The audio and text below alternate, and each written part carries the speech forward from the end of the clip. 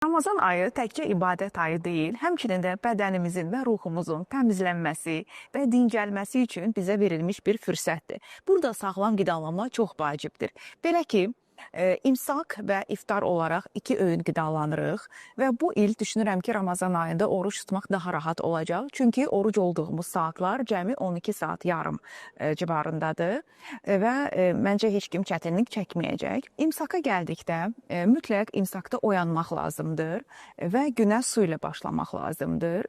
Bəzi insanlar imsakda yemək yeyə bilmirəm deyir. Heç olmasa su içmək üçün oyanmaq mütləqdir. Daha sonra yemək yeyəcəksinizsə, burada yediyiniz qidalara diqqət yetirmək lazımdır ki, qan şəkərinizi sürətlə yüksəltməsin. Əks halda gün ərzində özünüzü yorğun, halsız hiss edəcəksiniz və aclıq və susuzluq hissiniz də artacaq. Buna görə də imsakda ən gözəl, sizi gün boyu tox tutacaq vasitə zulaldan zəngin qidalar olacaq ki, zulaldan zəngin bir səhər yeməyiniz olmalıdır və daha çox maye ehtiyacınızı da ödəyən tərəvəzlər ola bilər, meyvə də istifadə edə bilərsiniz.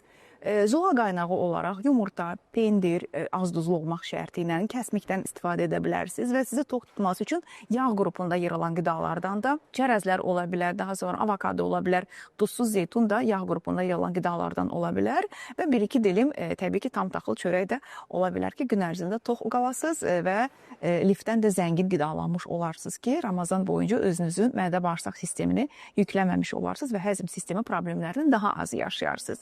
Yəni, ilk növbədə su ehtiyacımızı ödürük. İmsakda birdən-birə çox su içməyin ehtiyac yoxdur. 2 stəkan su içməyiniz maksimum 3 kifayət edəcəkdir. Günlük su ehtiyacınızı ödəyəcəkdir. Digər hissəsini isə axşam iftarda orucunuzu açanda və iftardan sonra yatana qədər içə bilərsiniz. İçki mövzusuna gələndə təbii ki, ən gözəl içki sudur. Çünki şirin içkilər, qazlı şirin içkilər sizin susuzluğunuzu daha da artıracaq və ekstradan bir kalori qəbul etmiş olacaqsınız.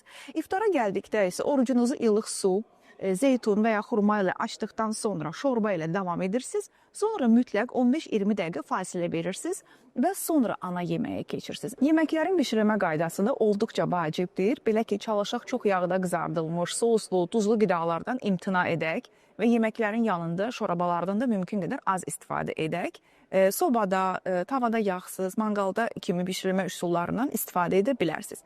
Ətin yanında mütləq bol yaşıllıqlı tərəvəz və ya bişmiş tərəvəzlər də istifadə edə bilərsiniz. Çalışaq xəmir xörəklərindən mümkün qədər uzaq duraq və ağ ondan hazırlanmış digər qidaları da mümkün qədər azaldaq ki, axşam saatlarında mədəmizi yükləməyək. İftardan sonra biz biraz fasilə verdikdən sonra desert olaraq meyvə və ya həftədə 1-2 dəfə sündü şirniyyatdan da az miqdarda istifadə edə bilərik. Çay, tünd çay, qəhvə bu içkiləri də mümkün qədər azaldaq. Çünki onlar asidik qovucu effekti var və bədəndən suyun atılmasına gətirib çıxaracaq ki, bu da bizim susuzluğumuzu artıra bilər.